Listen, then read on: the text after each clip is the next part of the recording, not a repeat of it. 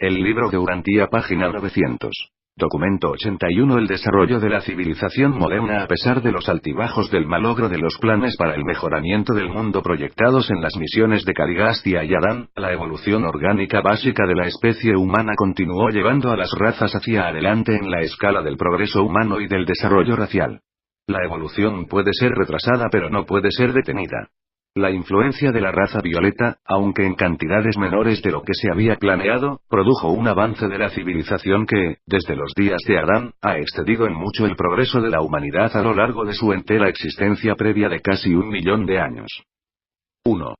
La cuna de la civilización. Durante aproximadamente 35.000 años después de los días de Adán, la cuna de la civilización estuvo en el sudoeste de Asia, extendiéndose desde el valle del Nilo hacia el este y ligeramente hacia el norte a través del norte de Arabia, a través Mesopotamia y en Turquestán.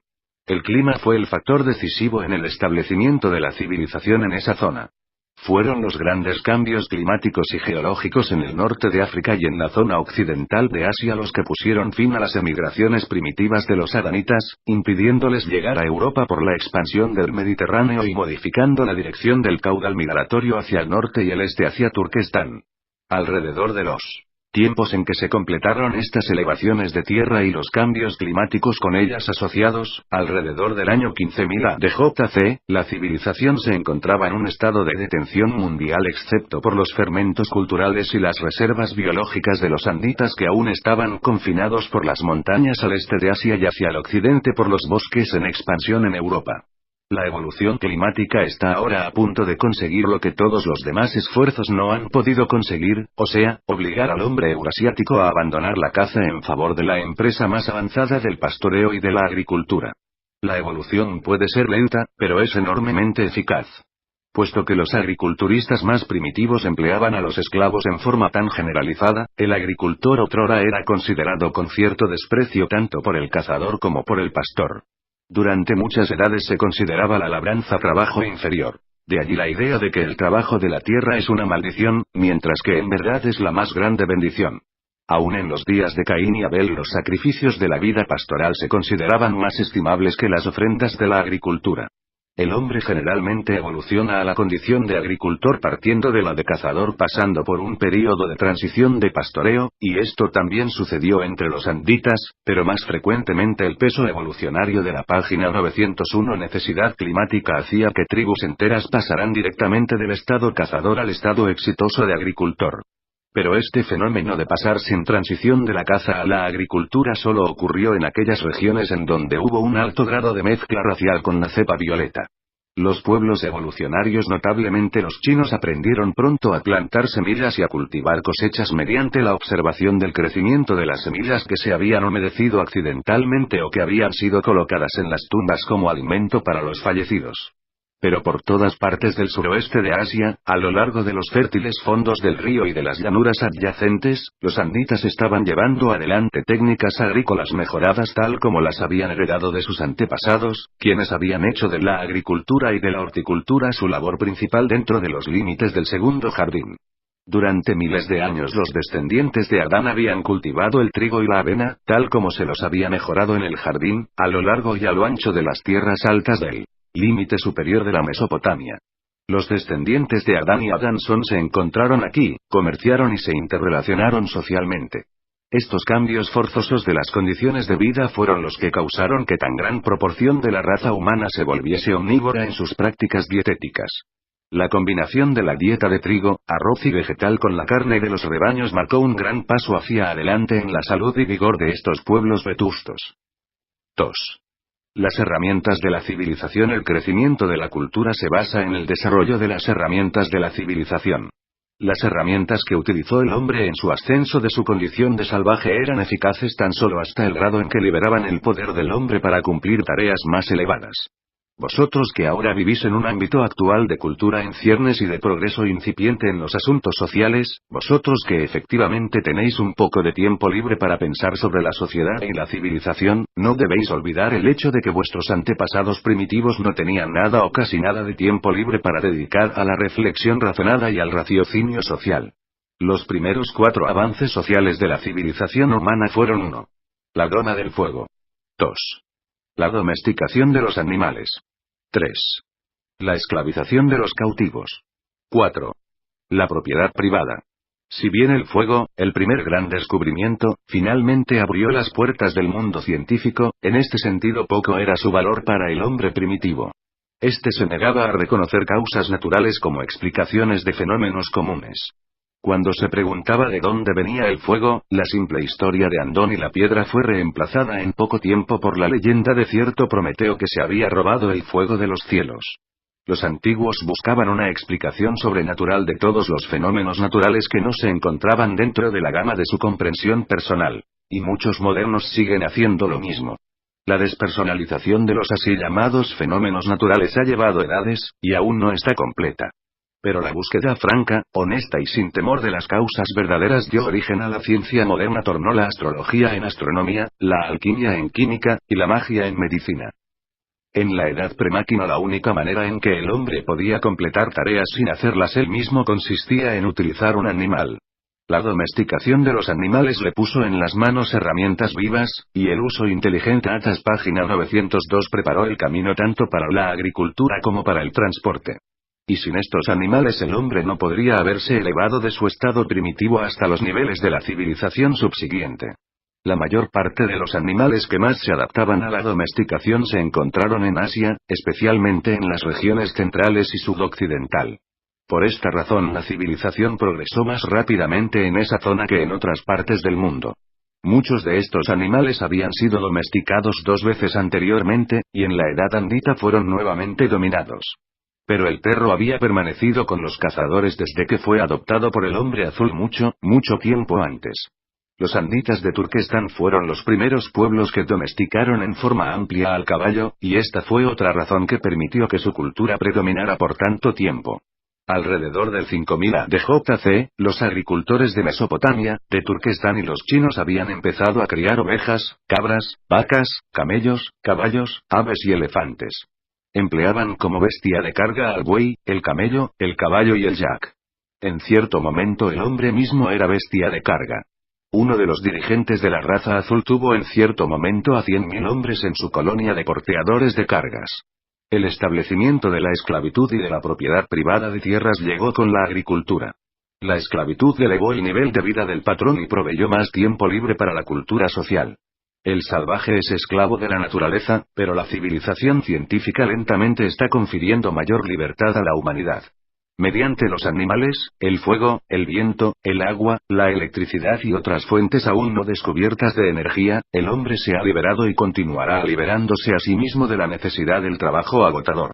Sean cuales fueran los problemas transitorios producidos por la prolífica invención de la maquinaria, los beneficios finales que han de derivarse de tales inventos mecánicos son inestimables.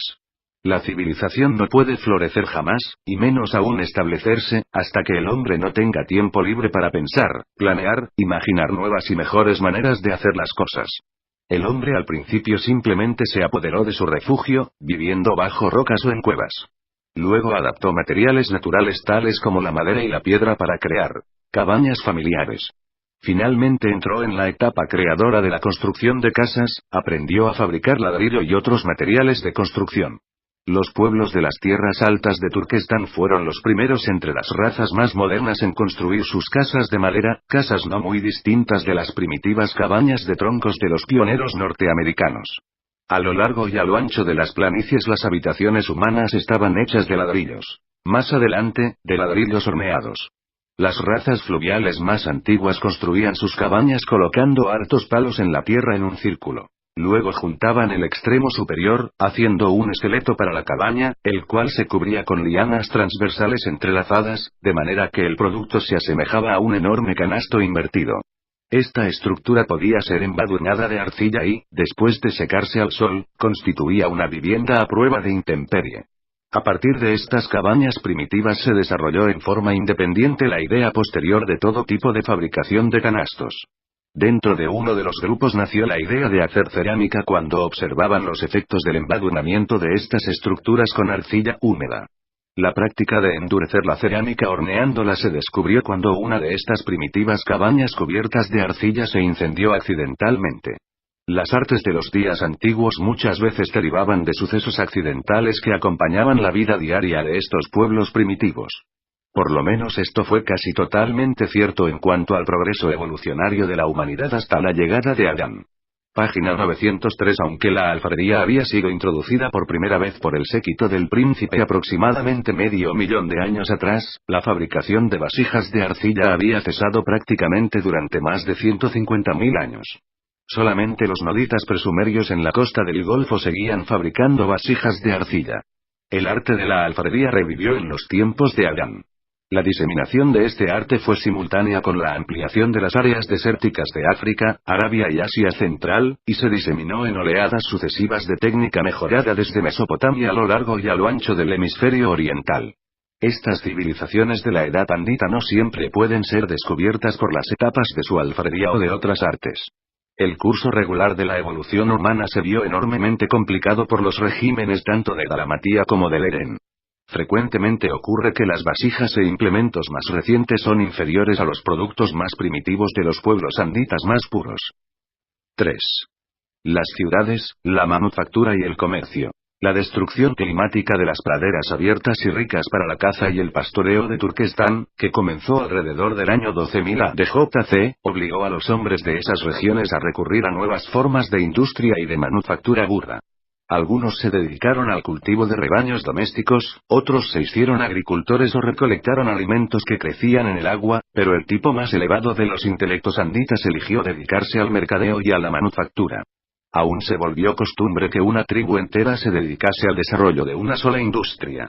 Desde el valle del Nilo hasta el Hindú Kush y desde el Ganges hasta el río Amarillo, el negocio principal de las tribus superiores se volvió el cultivo del suelo, con el comercio como segunda actividad.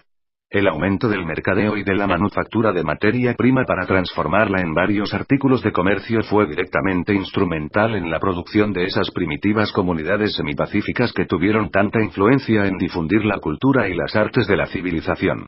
Antes de la era del comercio mundial extenso, las comunidades sociales eran tribales, grupos familiares ampliados. El comercio relacionó entre sí a diferentes tipos de seres humanos, contribuyendo así a un intercambio de cultura más acelerada. Alrededor de 12.000 años atrás empezó a asomar la era de las ciudades independientes. Y estas primitivas ciudades del mercadeo y la manufactura siempre estaban rodeadas de zonas de agricultura y ganadería.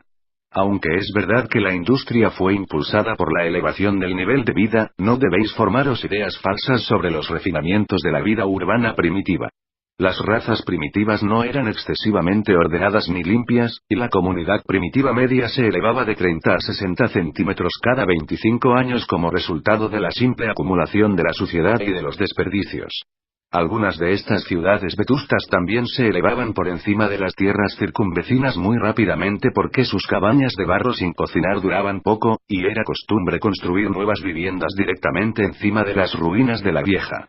El uso difundido de los metales fue una característica de esta era de las primeras ciudades industriales y comerciales.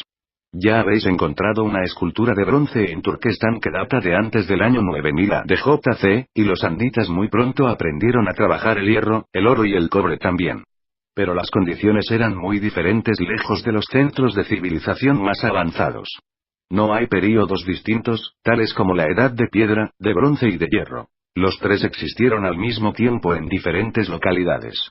Página 904. El oro fue el primer metal que buscó el hombre. Era fácil de trabajar y al principio se utilizó únicamente como adorno. Luego se empleó el cobre pero no demasiado hasta que se lo mezcló con el estaño para producir el bronce más duro. El descubrimiento de mezclar cobre con estaño para hacer bronce fue realizado por uno de los aransonitas de Turquestán cuya mina de cobre en las tierras altas estaba al azar ubicada al lado de un depósito de estaño. Con la aparición de la manufactura burda y de la industria incipiente, el comercio se volvió rápidamente la influencia más poderosa en la diseminación de la civilización cultural.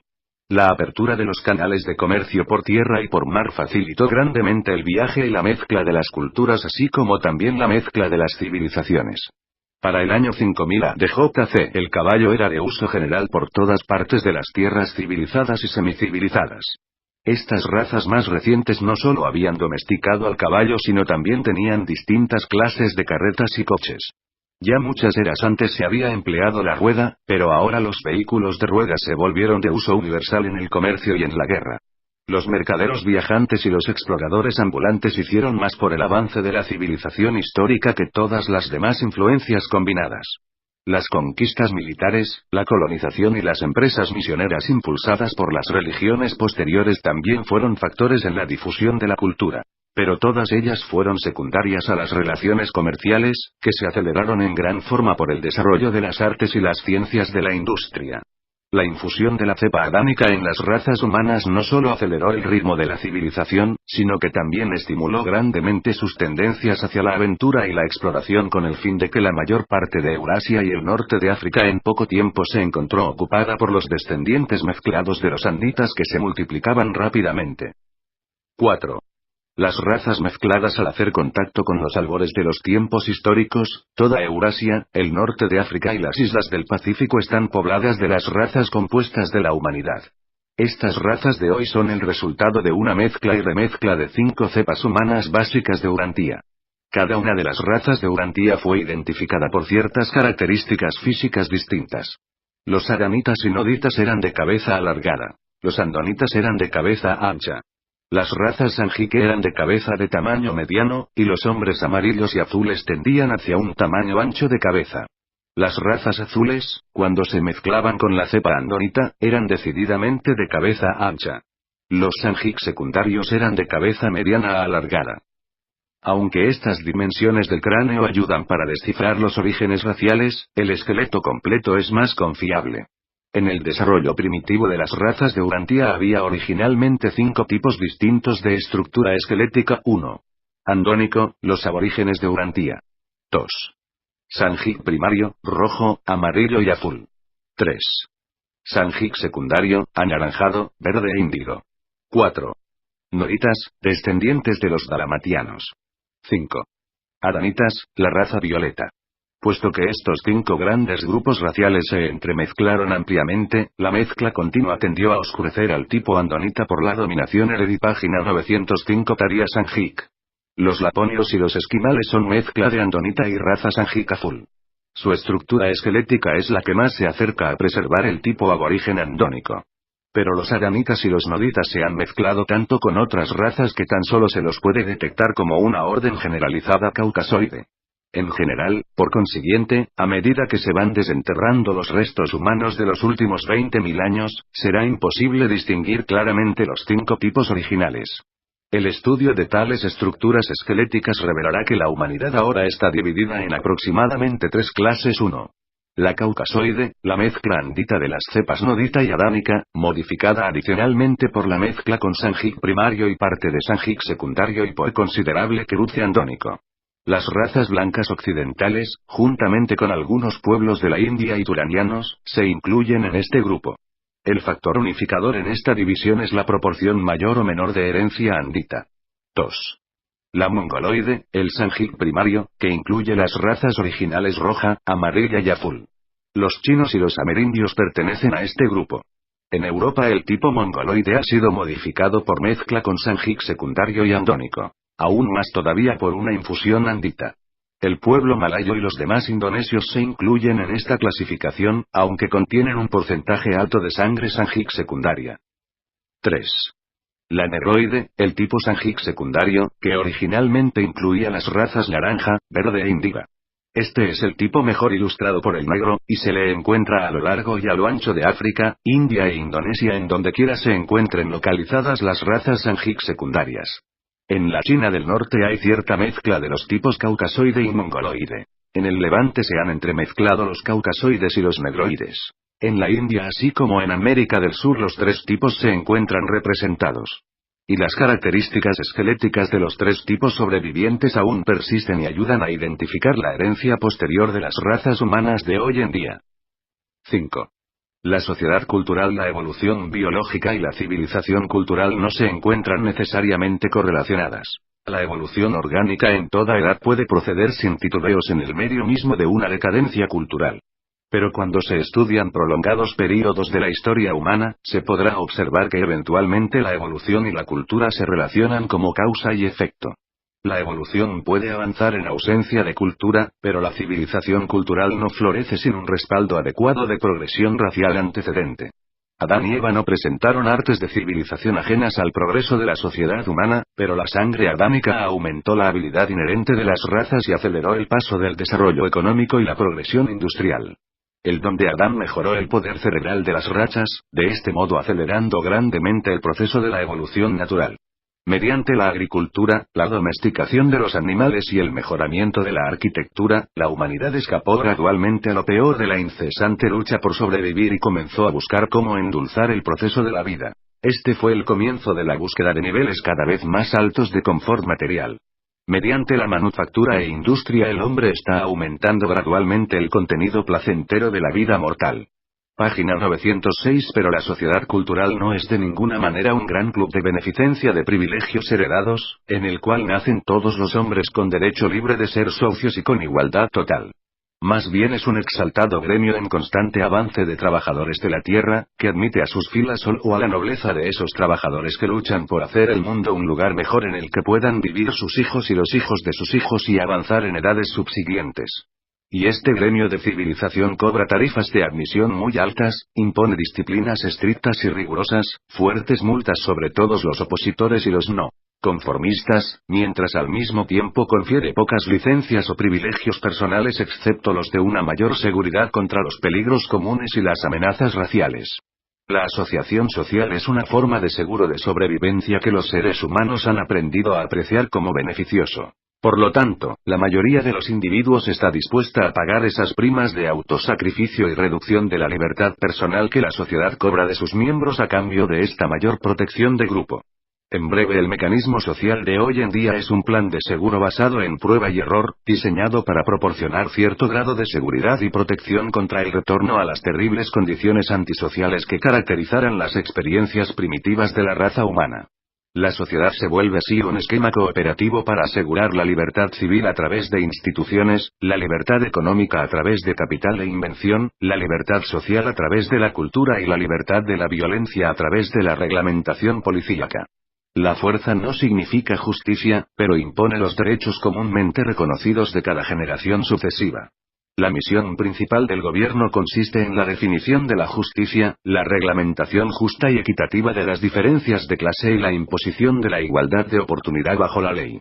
Todo derecho humano está asociado con un deber social. El privilegio del grupo es un mecanismo de seguro que infaliblemente demanda el pago total de las rigurosas primas de servicio del grupo. Y los derechos del grupo, así como también los del individuo, deben ser protegidos, incluyendo la reglamentación de la propensidad sexual. La libertad sujeta a la reglamentación del grupo es el objetivo legítimo de la evolución social. La libertad sin restricciones es el sueño vano e imaginario de mentes humanas inestables y frívolas. 6.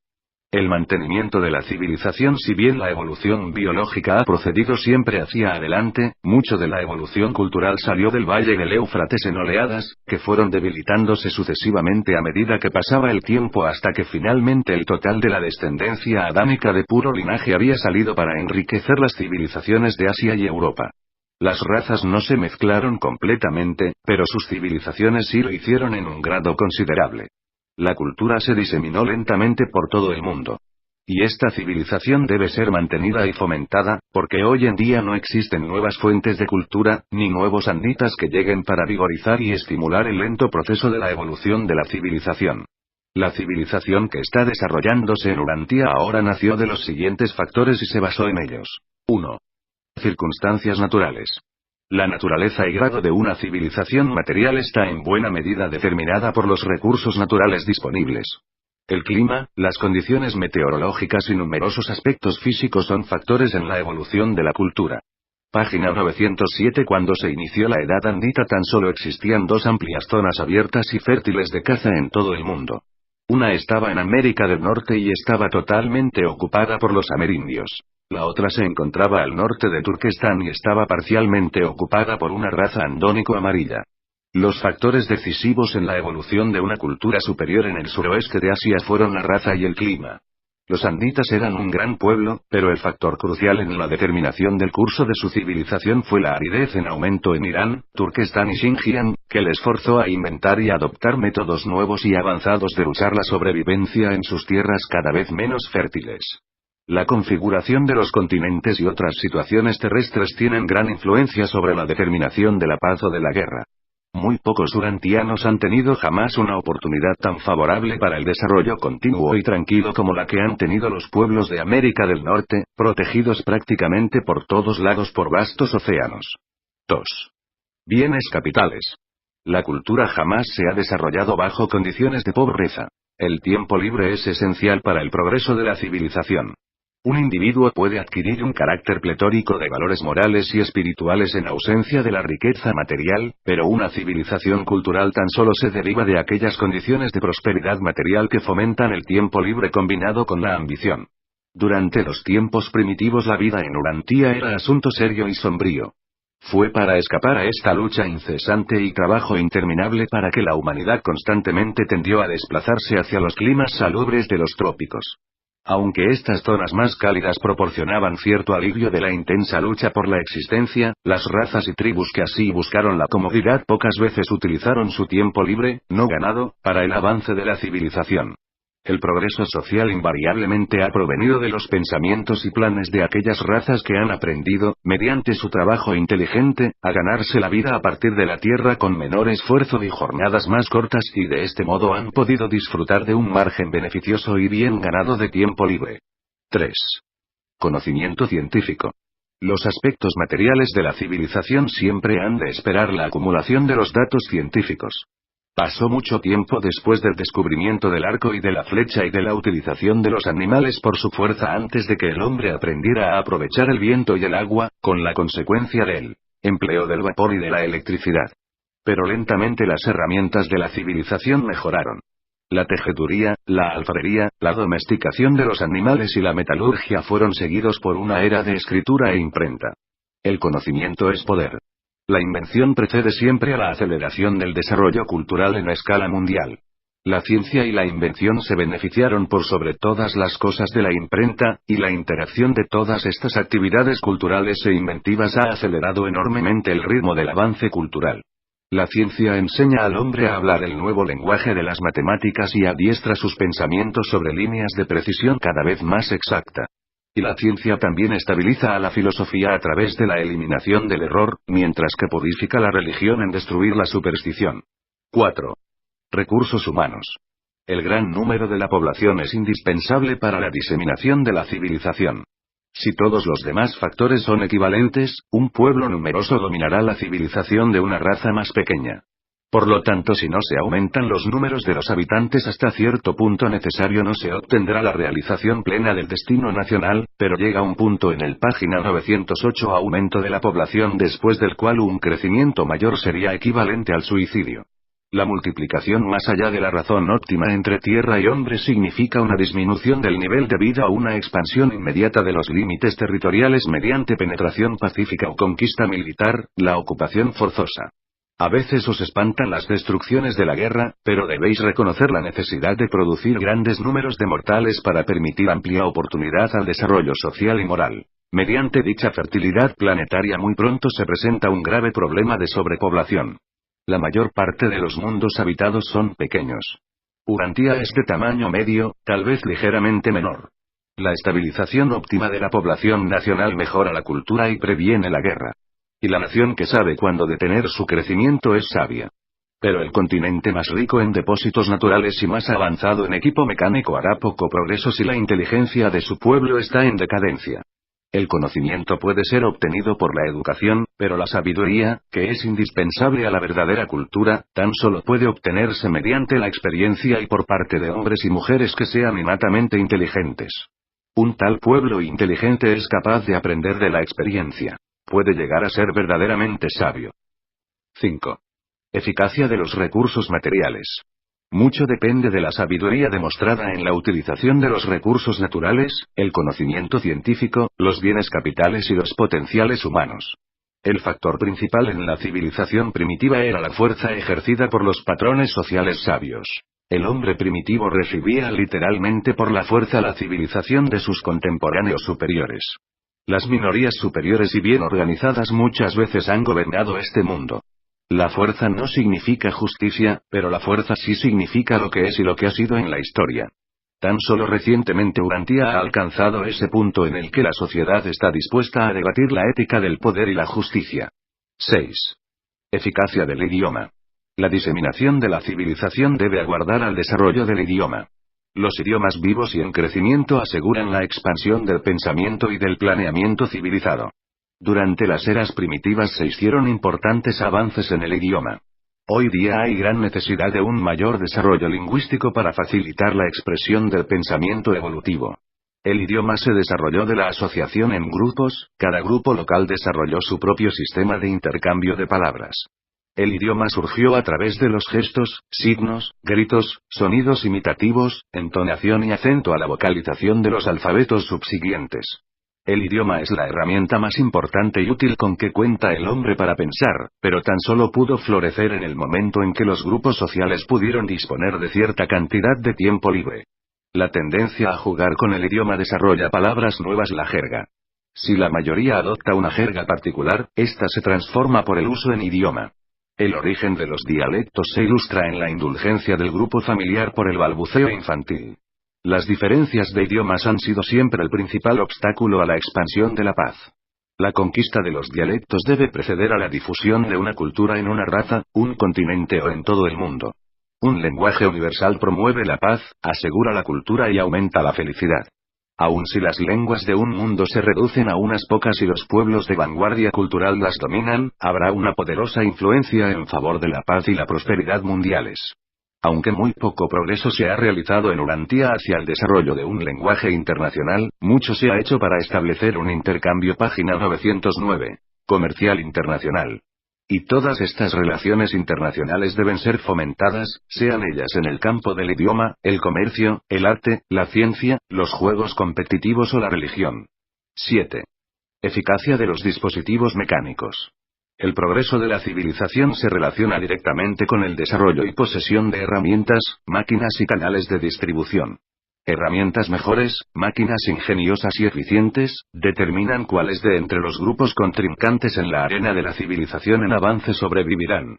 En tiempos primitivos la única energía que se aplicaba al cultivo de la tierra era la energía humana.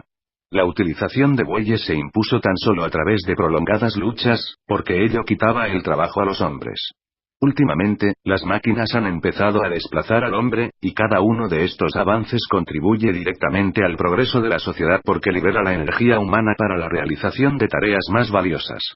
La ciencia, guiada por la sabiduría, puede tornarse el gran liberador social del hombre. La edad mecánica tan solo resultará desastrosa en una nación cuyo nivel intelectual sea demasiado bajo para descubrir los métodos sabios y las técnicas sólidas de ajuste satisfactorio a las dificultades de transición inherentes al desempleo repentino de grandes números de personas como consecuencia de la invención excesivamente acelerada de nuevos tipos de maquinaria que ahorra trabajo. 8. Carácter de los portadores de la antorcha. La herencia social permite al hombre treparse a los hombros de todos aquellos que lo precedieron y que han contribuido algo a la suma de la cultura y el conocimiento. En esta tarea de pasar la antorcha cultural a la generación siguiente, el hogar será por siempre la institución básica. En segundo lugar se encuentra la vida social y de esparcimiento, y en tercer lugar, pero igualmente indispensable, la escuela, en una sociedad compleja y altamente organizada. Los insectos nacen totalmente educados y equipados para la vida, de hecho una existencia muy limitada y puramente instintiva. El niño humano nace sin educación. Por consiguiente el hombre posee el poder, mediante el control del adiestramiento educacional de la generación más joven, de modificar considerablemente el curso evolucionario de la civilización. Las principales influencias del siglo XX que contribuyen al adelanto de la civilización y al avance de la cultura son el marcado aumento de la movilidad en el mundo y las mejoras inigualadas en los métodos de comunicación. Pero el mejoramiento de la educación no se ha mantenido al mismo nivel con la expansión de la estructura social. Tampoco se ha desarrollado una apreciación moderna de la ética en correspondencia con el crecimiento en una dirección puramente intelectual y científica. Y la civilización moderna está detenida en su desarrollo espiritual y en la protección de la institución del hogar. 9. Los ideales de la raza. Los ideales de una generación forjan la ruta del destino para la posteridad inmediata. La calidad de los portadores de la antorcha social determinará si la civilización irá para adelante o para atrás. El hogar, las iglesias y las escuelas de una generación predeterminan la tendencia característica de la generación sucesiva. El impulso moral y espiritual de una raza o de una nación determina en gran parte la velocidad cultural de esa civilización. Los ideales elevan la fuente del caudal social. Ningún caudal se elevará más alto que su fuente, sea cual fuera la técnica de presión o control de la dirección que se pueda emplear. El poder que impulsa aún los aspectos más materiales de una civilización cultural reside en el menor logro material de la sociedad. La inteligencia podrá controlar el mecanismo de la civilización, la sabiduría podrá dirigirlo, página 910, pero el idealismo espiritual es la energía que realmente eleva y avanza la cultura humana de un nivel de logro a otro. Al principio la vida fue una lucha por subsistir. Ahora, por un nivel de vida. En el futuro será por calidad de pensamiento, el próximo objetivo terrestre de la existencia humana. 10. Coordinación de los especialistas. La civilización ha avanzado extraordinariamente gracias a la división del trabajo, que se estableció muy pronto, y más adelante su corolario, la especialización. Ahora, la civilización depende de la coordinación eficaz entre los especialistas. A medida que la sociedad se amplía, es necesario hallar un método que reúna a los diversos especialistas. Los especialistas sociales, artísticos, técnicos e industriales continuarán multiplicando y perfeccionando su habilidad y destreza. Esta diversificación de habilidad y diversidad de empleo finalmente debilitará y desintegrará a la sociedad humana si no se desarrollan medios eficaces de coordinación y cooperación. Pero una inteligencia capaz de tal invención y de tal especialización debería ser totalmente competente para diseñar métodos adecuados de control y ajuste para todos los problemas que resulten del rápido crecimiento de la invención y del paso acelerado de la expansión cultural. 11. Mecanismos para encontrar empleo.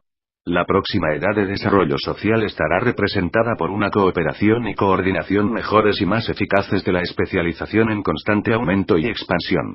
A medida que la mano de obra se va diversificando cada vez más, habrá que inventar técnicas para dirigir a los individuos a un empleo adecuado.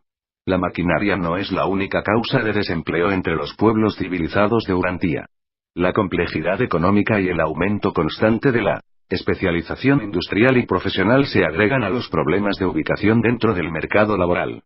No basta con adiestrar a los hombres a que trabajen. En una sociedad compleja también se requieren métodos eficientes para que encuentren su lugar. Antes de adiestrar a los ciudadanos en técnicas altamente especializadas de ganarse la vida, habría que capacitarlos en uno o más métodos de trabajo no especializado, oficio o vocación como solución transitoria en caso de que dichos ciudadanos se encuentren temporalmente desempleados en su tarea específica. Ninguna civilización puede sobrevivir sosteniendo por largo tiempo la existencia de grandes grupos de desempleados. Con el tiempo, aún los mejores ciudadanos llegan a distorsionar sus principios y desmoralizarse cuando aceptan el apoyo del tesoro público. Aún la caridad privada se torna perniciosa cuando se la otorga a largo plazo a ciudadanos sanos y capaces.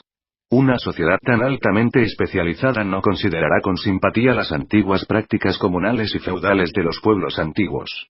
Es verdad que muchos servicios comunes pueden ser socializados en forma aceptable y beneficiosa, pero los seres humanos altamente adiestrados y ultra especializados se dirigen de la mejor manera mediante una técnica de cooperación inteligente. La coordinación modernizada y la reglamentación fraternal serán productivas de una cooperación más perdurable que los viejos y más primitivos métodos de comunismo o las instituciones regulatorias dictatoriales basadas en la fuerza. 12. La voluntad de cooperar. Una de las grandes dificultades para el progreso de la sociedad humana es el conflicto entre los intereses y el bienestar de los grupos humanos más grandes y más socializados y de las asociaciones humanas más pequeñas, de opinión contraria y asociales, por no mencionar a los individuos aislados de mente antisocial. Ninguna civilización nacional perdura a menos que sus métodos educacionales e ideales religiosos inspiren un alto tipo de patriotismo inteligente y devoción. Página 911 Nacional. Sin este tipo de patriotismo inteligente y solidaridad cultural, todas las naciones tienden a desintegrarse como resultado de celos provinciales y autointereses locales. El mantenimiento de una civilización mundial depende de que los seres humanos aprendan cómo vivir juntos en paz y fraternidad. Sin una coordinación eficaz, la civilización industrial se ve puesta en peligro por la ultraespecialización y sus amenazas, la monotonía, la limitación y la tendencia a engendrar desconfianza y celos. 13. Liderazgo eficaz y sabio. En la civilización mucho, pero mucho, depende de un espíritu de empresa entusiasta y eficaz. 10 hombres valen muy poco más que uno solo para levantar una gran carga a menos que la levanten todos juntos, todos al mismo tiempo. Este trabajo de equipo, cooperación social, depende del liderazgo. Las civilizaciones culturales del pasado y del presente se han basado en la cooperación inteligente de la ciudadanía con líderes sabios y progresivos. Y hasta que el hombre se desarrolle a niveles más altos, la civilización continuará dependiendo de un liderazgo sabio y vigoroso. Las civilizaciones elevadas nacen de la sagaz correlación de la riqueza material, la grandeza intelectual, el valor moral, la astucia social y la compenetración cósmica. 14. Cambios sociales. La sociedad no es una institución divina. Es un fenómeno de evolución progresiva. Y la civilización en avance siempre se encuentra retrasada si sus líderes son lentos en efectuar esos cambios de la organización social que son esenciales para mantenerse el ritmo de los desarrollos científicos de la edad. Sin embargo, no debe despreciarse algo solo porque sea viejo, ni tampoco debe abrazarse incondicionalmente una idea tan solo porque sea nueva y novedosa. El hombre no debe temer la experimentación con los mecanismos de la sociedad. Pero estas aventuras en ajuste cultural deben siempre ser controladas por los que conocen plenamente la historia de la evolución social. Y estos innovadores deben ser asesorados siempre por la sabiduría de los que han tenido experiencia práctica en el dominio del experimento social o económico contemplado. No debe intentarse ningún cambio social o económico grande en forma repentina. El tiempo es esencial para todo tipo de ajuste humano, físico, social o económico. Solo los ajustes morales y espirituales pueden hacerse en el instante, y aun estos requieren el paso del tiempo para el pleno desarrollo de sus repercusiones sociales y materiales. Los ideales de la raza son el apoyo y el seguro principales durante los tiempos críticos en los que la civilización está en tránsito de un nivel a otro. 15. La prevención de la destrucción transicional.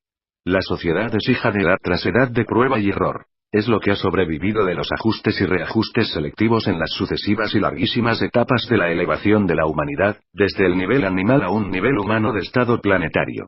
El gran peligro de cualquier civilización, en cualquier momento, es la amenaza de su destrucción durante el momento de transición desde los métodos establecidos en el pasado a aquellos del futuro, nuevos y mejores, pero aún no probados. El liderazgo es vital al progreso. La sabiduría, la visión y la previsión son indispensables para que duren las naciones. La civilización nunca está en peligro hasta que el liderazgo hábil comience a desaparecer. El porcentaje de tal liderazgo sabio no ha excedido nunca al 1% de la población. Por estos peldaños de la escala evolucionaria se ha encaramado la civilización hasta ese punto en el que pudieron iniciarse aquellas influencias página 912 poderosas que han culminado en la cultura en rápida expansión del siglo XX. Y solo mediante la adherencia a estos factores esenciales, el hombre puede esperar mantener su civilización actual, contribuyendo a la vez a su desarrollo continuo y a su sobrevivencia segura. Esta es la esencia de la larga lucha de los pueblos de la Tierra por establecer la civilización desde los tiempos de Adán. La cultura de hoy día es el resultado neto de esta ardua evolución. Antes del descubrimiento de la imprenta, el progreso fue relativamente lento puesto que una generación no podía beneficiarse tan rápidamente de los logros de sus predecesores. Pero ahora la sociedad humana arremete hacia adelante bajo la fuerza del impulso acumulado de todas las edades a través de las cuales ha luchado la civilización. Patrocinado por un arcángel de Nevadón.